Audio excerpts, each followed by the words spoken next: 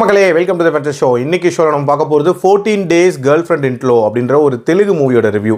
இந்த படம் பிரைமில் தமிழ் டப்பிங்கோட அவைலபிளாக இருக்குது. இந்த படம் ஒரு ரொமான்டிக் காமெடி ட்ராமா அப்படின்ற ஜேர்னரில் எடுத்திருப்பாங்க. அதாவது தன்னோட கேர்ள் ஃப்ரெண்ட் வீட்டில் மாட்டிக்கக்கூடிய ஒரு பையனோட கதை அப்படின்ற மாதிரி காட்டுவாங்க. கேர்ள் ஃப்ரெண்ட் வீட்டில் மாட்டிக்கிறது அப்படின்னா சந்தோஷமான விஷயமாச்சுன்னு கூட நீங்கள் யோசிக்கலாம். பட் அவங்க குடும்பமே அங்கே தான் இருக்குது. கதைன்னு பார்த்தீங்கன்னா நம்ம ஹீரோ வந்து ஒரு ஆஸ்பைரிங் டேரக்டராக இருக்காரு. ஒரு கதை எழுதுறதுக்காக ஹீரோயினை லவ் பண்ண ஆரம்பிக்கிறாரு. அப்படியே கொஞ்சம் சீரியஸாக போயிடுறாரு அப்படின்னே சொல்லலாம். அன்னைக்கு நைட்டு வந்து ஹீரோயின் வீட்டில் தங்குறாரு. விடிஞ்சு பார்த்தா ஹீரோயினோட ஃபேமிலியே வந்து நிற்குது. என்ன பண்ணுறதுனே தெரியல. ஸோ ஹீரோயின் வீட்டுக்குள்ளேயே ஒரு பெட்டுக்குள்ளே போய் ஒளிஞ்சிக்கிறாரு. அண்டு கோவிட் டைமில் அப்போ லாக்டவுனும் போட்டுடுறாங்க. ஸோ 14 நாள் வேறு எங்கேயுமே போக முடியாத ஒரு சுச்சுவேஷன் இருக்குது. ஸோ இவர் என்ன பண்ணார் அண்ட் மாட்டினாரா இல்லையா அண்ட் டுவர்ட்ஸ் எண்ட் என்ன ஆகுதுன்ற மாதிரி நிறைய விஷயங்களை சொல்லக்கூடிய ஒரு படம் தான் இந்த படம்.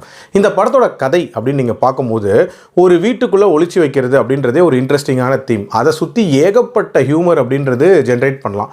ஆனால் அதை பண்ணாங்களா இவங்க அப்படின்னு கேட்டிங்கன்னா கண்டிப்பாக இல்லை அப்படின்னு தான் சொல்லலாம். இனிஷியலாக ஒரு சில மொமெண்ட்ஸ் நல்லா தான் இருந்துச்சு. அதாவது அந்த பாத்ரூமில் ஒளிகிறது, அந்த கட்டிலுக்குள்ளே போகிறது, இந்த மாதிரியான சில விஷயங்கள் ரசிக்கிற மாதிரி இருந்தாலும் அதுக்கப்புறம் அந்த ஒரு எக்ஸைட்மெண்ட்டோ இல்லை ஒரு ஃபன் மொமெண்ட்டோ இல்லாத ஒரு படமாக தான் போச்சு. இன்ஃபேக்ட் ஒரு கட்டத்தில் வந்து அந்த குடும்பமே வந்து ஹாஸ்பிட்டலில் போய் அட்மிட் ஆகிற மாதிரியான சுச்சுவேஷன்லாம் கொண்டு வந்துருவாங்க.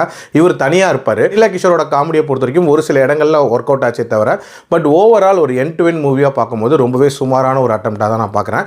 என்னோட ரேட்டிங் இந்த படத்துக்கு 2.3 out of 5. கண்டென்ட்லாம் மைல்டாக தான் இருக்குது, பெருசாக இல்லை. பார்க்கணுன்னா பாருங்கள். மீண்டும் அடுத்த விமர்சனத்தில் சந்திக்கிறேன். நன்றி.